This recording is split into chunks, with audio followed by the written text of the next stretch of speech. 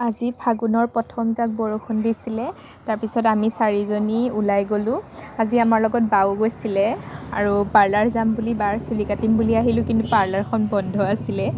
তাৰপিছত আমি আহি মিঠাই দোকানত সোমাই লৈ কালাগান খালোঁ। মিঠাই খাবলৈ মন গৈ আছিলে। তাৰপিছত ক'ত যাম বুলি এম বজাৰ আহিলোঁ।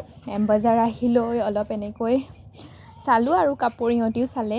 তাৰপিছত লাষ্টত ইমান ঘূৰি ফুৰি একো কিনা নহ'ল। লাষ্টত বটল দুটা কিনিলোঁ। তাৰপিছত ট্ৰেণ্ডছতো সোমালোঁ। তাৰপিছত ইয়াত কিন্তু ট্ৰেণ্ডছৰ কুৰ্তি কালেকশ্যনবোৰ বহুত ধুনীয়া আছিলে। তাৰপিছত ইয়াতো কালেকশ্যনবোৰ চালোঁ।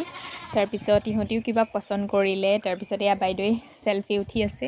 তাৰপিছত আমি এনেকৈ আৰু ইভিনিং টাইমটো এনেকৈ গ'ল। আহি লৈ বজাৰ চজাৰ কৰিলোঁ অলপ। তাৰপিছত এইটো চাওকচোন, শিৱ মন্দিৰটো ইমান ধুনীয়াকৈ সজাই থৈছে।